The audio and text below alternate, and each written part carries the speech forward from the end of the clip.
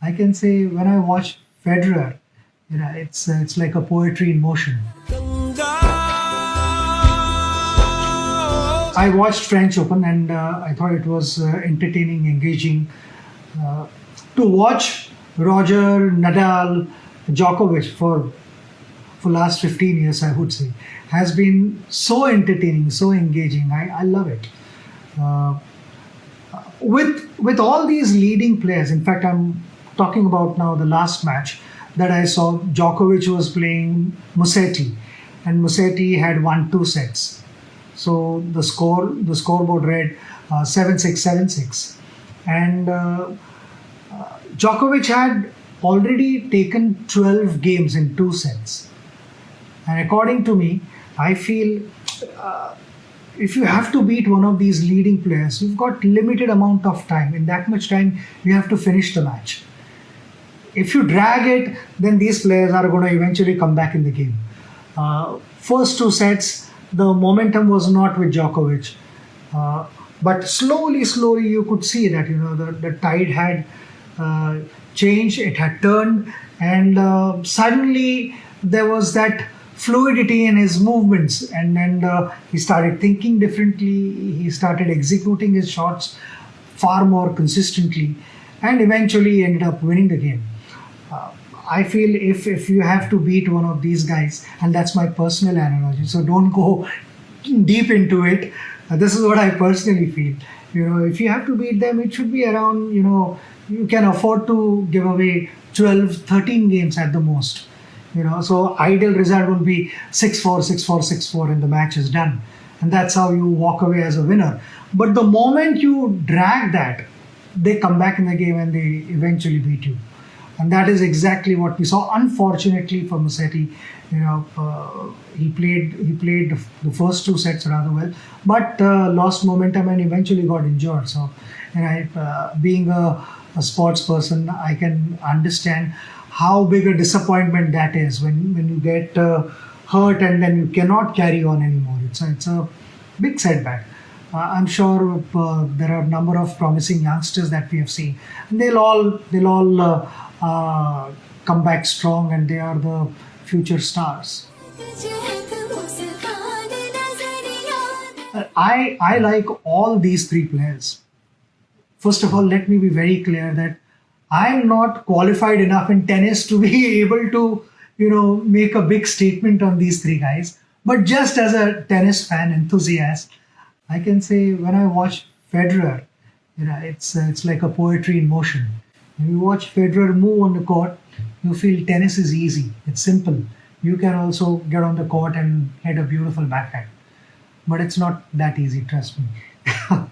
With Nadal, I mean, given the amount of agility he has on the court, and also his game is more physical, I would say, more of a bull worker, a strong guy. And you watch Nadal and you feel that, oh, I would never be able to last this long on a tennis court.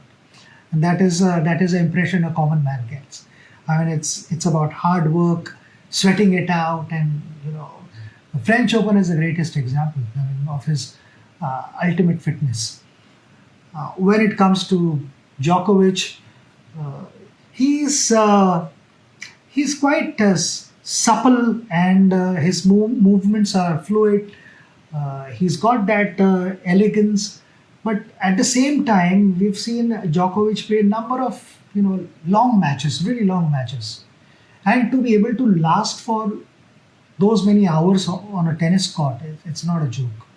So Djokovic is a kind of a combination of both Federer and Nadal. He can be as strong in the fifth set.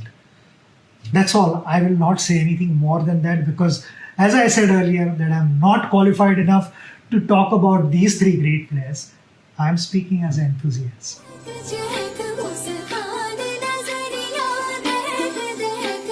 Well, first and the foremost thing I feel is one has to be passionate about whatever you want to be in life. And talking about these tennis stars, the birth of passion, I feel, took place in their hearts and not in their brains. I mean, from their childhood, they have worked so hard. And when people talk about staying motivated at this level, and I feel if you are passionate about something, there is no need of any external factor to come and motivate you. It's there within, and I feel passion never stops breathing. It's your constant companion as long as you keep it alive. Uh, with these guys, that's been the case. You know, it is it is about. I mean, being a fellow sportsman, I know what it takes to spend hours on the field, but practice with purpose becomes critical. Uh, the number of guys who spend hours on end on the field, but it's not the energy is not channelized properly. I think you need to put in hard work. There is discipline.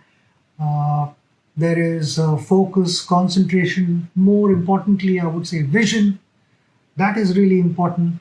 And then you before you play your opposition, you plan.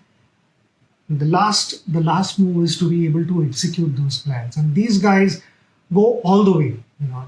They are able to plan and then execute their plans also, and that is what makes them great athletes. And it is not just in tennis, but it is in all walks of life. We have to have these qualities to move forward in life. So, if you want to go the distance, there are no shortcuts in life.